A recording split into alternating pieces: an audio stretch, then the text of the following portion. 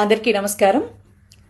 తిరుపతి నుంచి కొన్ని అడ్డగాడిదలు పాపం పైత్యం పెరిగిపోయి భారతమ్మ గారిని పట్టుకుని నోటికొచ్చినట్టు మాట్లాడుతూ మరి వాళ్ళ పైత్యాన్ని చూపించాయి. కొడితే దవడ దక్షిణంగా తిరుగుతుందని మాత్రం చెప్పగలను. ఎందుకంటే మీరు అడ్డగాడిదల్లాగా గాండ్రు పెట్టినంత మాత్రాన ఆ భారతమ్మ గారిని మీరు అనేసేసి మీ దిగజారుతనాన్ని మీరు చూపించుకున్నంత మాత్రాన మీ నాయకుడి భార్య లెజినోవా గారిని మేం కూడా మాట్లాడితే మీకు మాకు తేడా ఉండదు. కనుక మీకు మాత్రమే చెప్తా ఉన్నాం.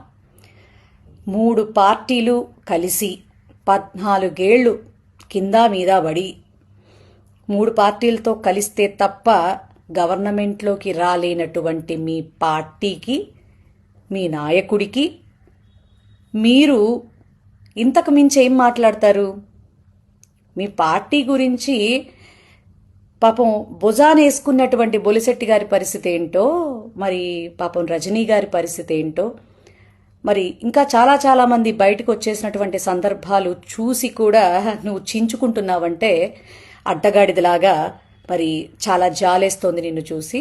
అంతెందుకు, పాపం నిత్యం ఏది పడితే అది మాట్లాడే రాయపాటి అరుణని మీ పార్టీ వాళ్లే చితక్కొట్టుడు కొట్టినా కూడా కనీసం ఆడపిల్లకి అంత ఇబ్బంది వచ్చింది అని కొట్టిన వాణ్ణి పిలిచి మాట్లాడలేదు మీ నాయకుడు.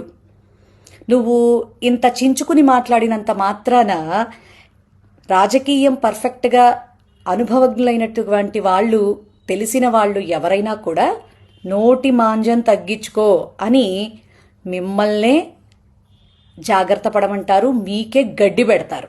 కాబట్టి ఆవిడ ఎడంకాలి గోటికి కూడా సరిపడినటువంటి నీ పరిస్థితికి ఇంకొక్కసారి గనక అవాకులు చెవాకులు గనక పేల్తే తోలు ఊడిపోతుంది. ఓకేనా? ఆడమనిషివి, ఆడమనిషిలా మాట్లాడు. అసలు నిన్ను మాట్లాడేంత పరిస్థితి నాకు కలగటం దౌర్భాగ్యం.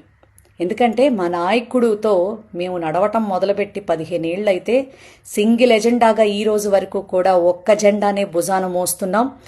ఆయన కోసం కష్టపడుతున్నాం, ప్రజల కోసం కష్టపడుతున్నాం. 2 మార్లు ప్రజాప్రతినిధిగా నాకు ఒక గుర్తింపునిచ్చారు, నన్ను అడుగులు వేయిస్తున్నారు. నీ పార్టీలో నీ పరిస్థితి ఏంటి? సిగ్గులేని పనులు ఇంకొకసారి చేయకండి. మనకి కొంత ఎంత రాజకీయంలో ఉన్నా సభ్యత, సంస్కారం, మర్యాద అనేవి ఉండాలి అని అనిపించుకోవటం గొప్పతనం కాదు. సాటి మహిళలు కాబట్టి ఇంతకు మించి ఏం మాట్లాడలేకపోతున్నాను. Control your self.